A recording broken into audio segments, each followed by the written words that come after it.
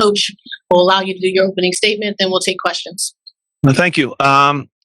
First off, thanks again to the fans. Made a great atmosphere tonight and really pushed us on when we needed them. I think we started the game the right way, right intensity, got our goal, and then I think from there got a little bit too comfortable. And you have to give Queretaro a lot of credit. They made us chase the ball. They made it hard on us. We struggled to create chances, and part of that, of course, is Daniel Gazdag's absence. That's an easy thing, but with the quality we still have on the field, I think we need to create more than we did. When you let a team hang around that has belief and hope, things can happen. And right, a ball gets whipped in, and we don't defend it well, and all of a sudden it's 1-1. Give the guys credit for continuing to fight and having a response. And you know, I love this group because they do play till the absolute final whistle. So a big win. We survived and advanced. That's what I talk about all the time in this competition. And we look forward to hosting the greatest player in the history of the sport in our building. I think it'll definitely be the loudest Subaru Park will ever be. And again, it's a great matchup, and one that if we play like tonight, we'll be in big trouble. And what can you say about the run that Donovan makes, but also the spark that Joaquin really well with that today? Yeah. So first part, Julian reached for a ball and then felt something in his lower hamstring. So you know, he's never had a hamstring injury, so he didn't know how to really what the feeling is. He said he thought something popped, which is never a good thing. But again, I don't want to speculate too much. We'll get an MRI. But when he got up and tried to run, he felt a feeling that he's probably never felt before. So hopefully it's not too bad. But this is kind of part of the grind, the gift and the curse of advancing in this competition, right? You see some injuries start to mount up for teams. You're playing every 2 or 3 days, and it can get dangerous in terms of the physical part of the game, and you can pick up injuries. So having said that, we still want to advance and win. I think Daniel, all signs are pointing to him being able to play on Tuesday, which is big. And that's my hope, and hopefully Julian's not too serious as well. I think I agree. Joaquin came into the game, and he's a guy that obviously can have a lot of frustration, deservedly so, because he's a great player.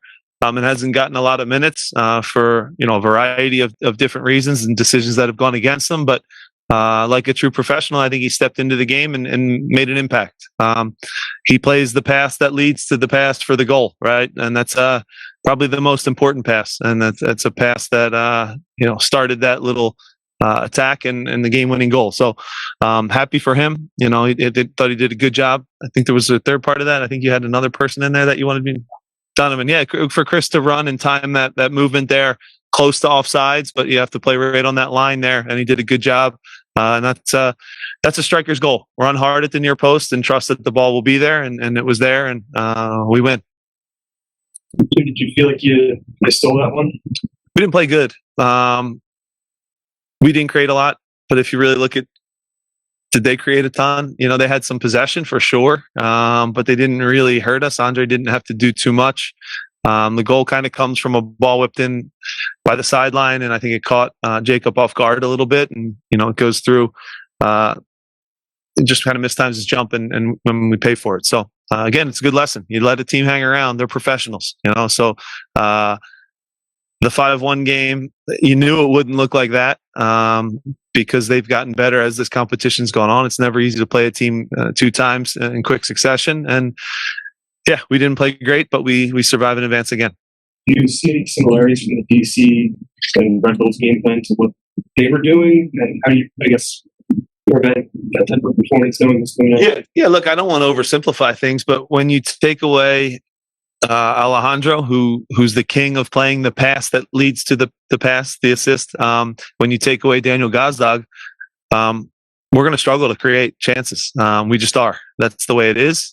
Just like if you take, 2 top players off of LAFC or Monterrey or whoever, there's a big drop off. So we did it as a team. We kind of grinded. It wasn't pretty. Credit to Jesus for getting the goal. We needed a goal tonight from, some different I'll just say different people, because, in Daniel's absence, we don't look quite the same. I think, Julian and Mikel had tough nights, and when they aren't clicking and on, everything that goes up there comes right back down our throat. And that was the way the game went. And they had a lot of possession. Again, didn't hurt us and create a ton of chances, but we lived a little dangerously and we're able to hold on and get a win. But it has to be better against Miami, that's for sure.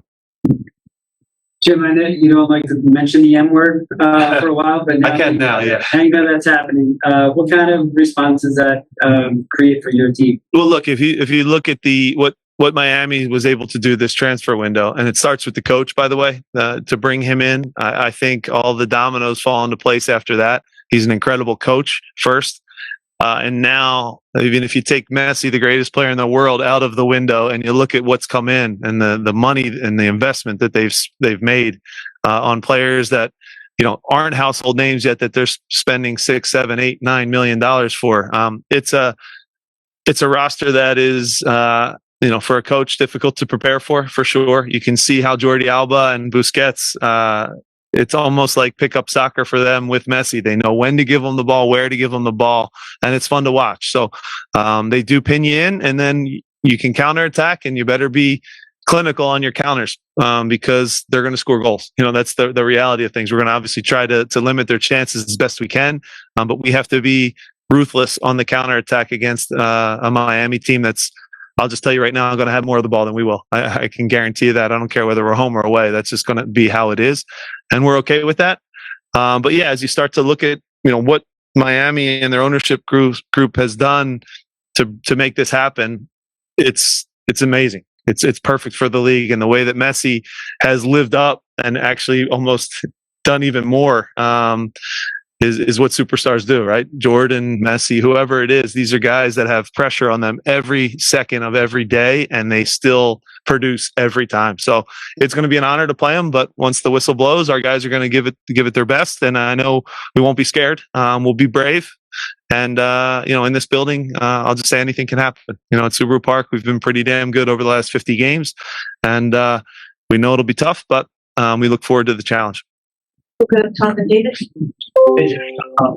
Y'all had a couple of half chances tonight. How would you assess this performance? And then what went into the thinking to sub out Mikel for Chris? Yeah, not good.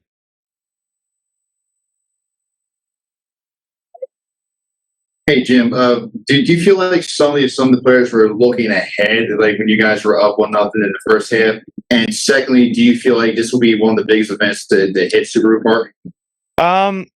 I don't think we looked ahead. I think when we scored the first goal early, I think we thought it was going to be easy. I think that was kind of the feeling that you had. I think the stadium thought it was going to be, a 3, 4, 5, 6 goal game like we can do here in this building.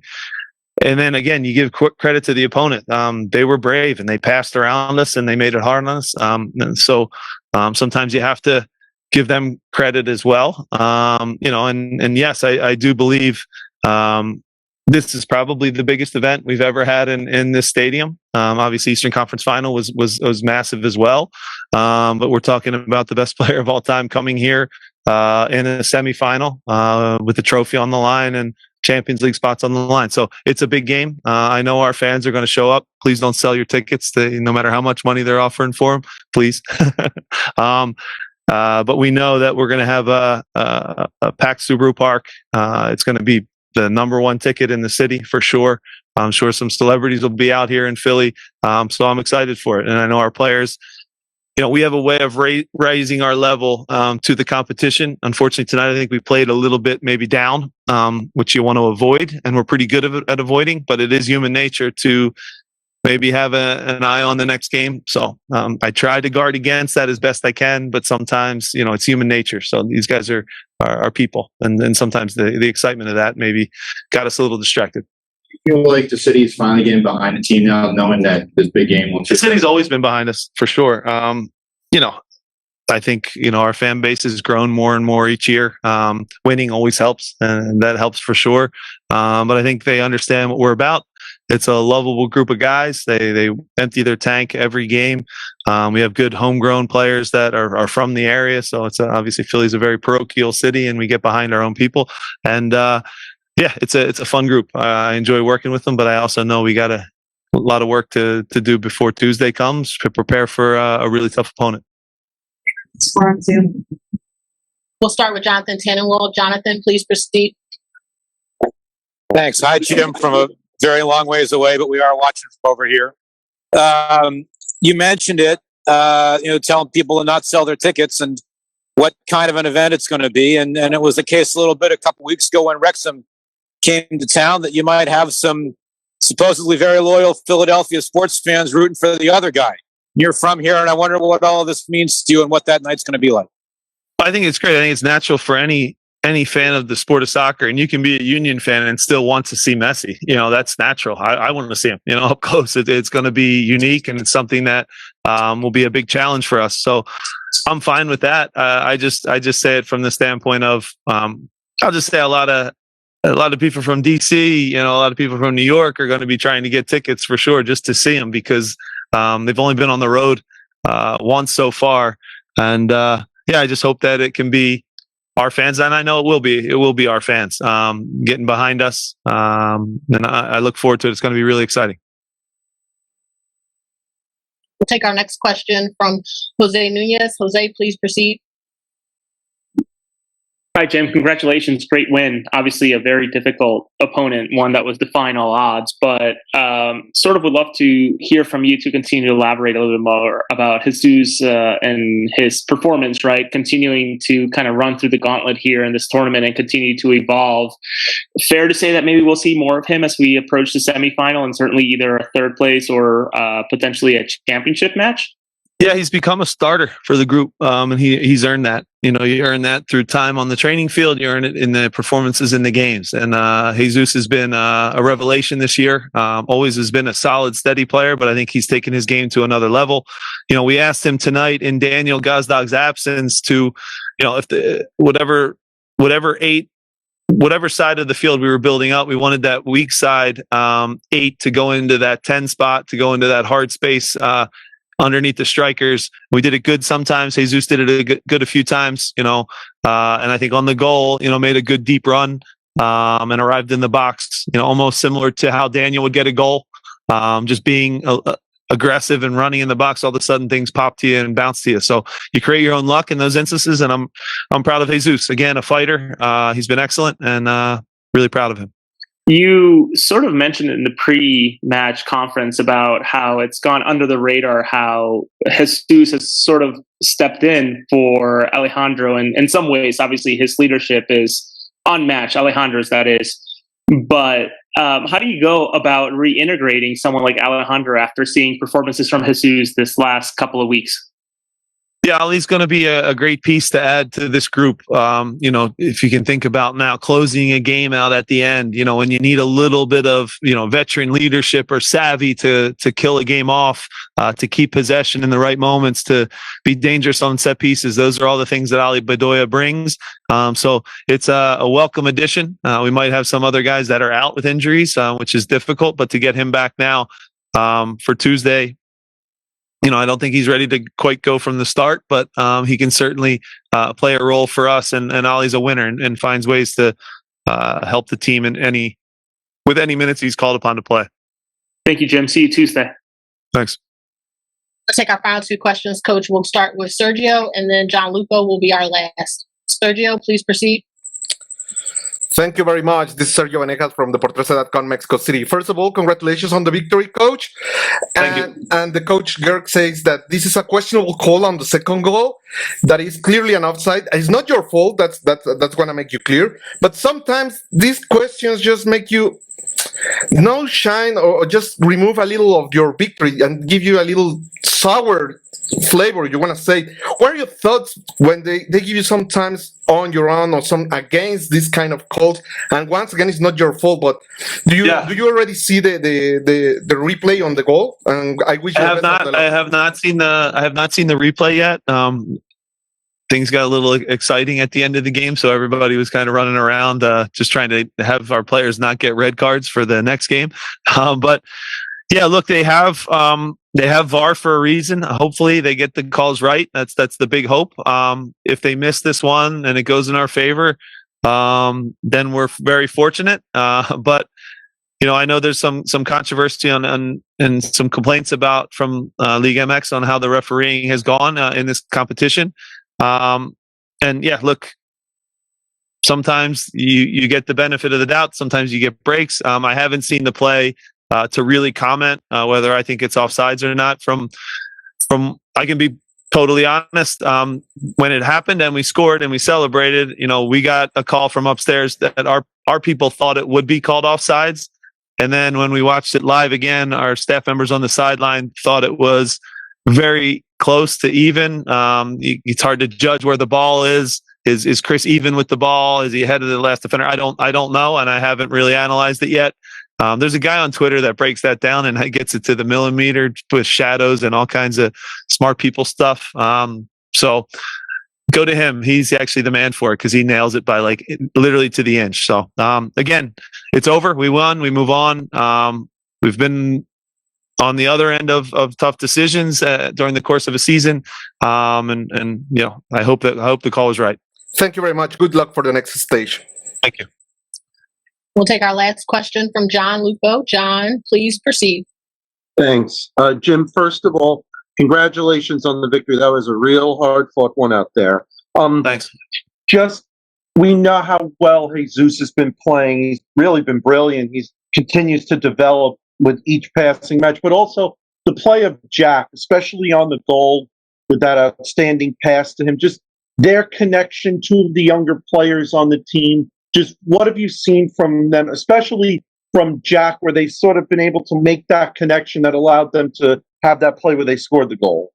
Yeah, I don't think that was a pass. I think that was a shot that got deflected and blocked. So, okay. Yeah, well, he's got great vision, but he didn't mean that one. So again, you do have to shoot to score. And again, when you're aggressive around the goal like Jack was there, the bounces tend to go your way, and it found its way to Jesus, and he did a good job. So, McGlynn is a guy with the ball. I've said it a million times. That's incredible. He's our best passer of the ball. We probably didn't put him on the ball enough tonight because we defended pretty much from the time we scored our first goal. We defended after that for the majority of things, which I wasn't happy with. So things to improve on, things to work on. We'll look at some tape. We'll get better, and I won't have to motivate the guys with Miami coming into the building on Tuesday in a semifinal. Good luck on Tuesday, Jim. Thank you. Thank you, Coach. All right, thanks.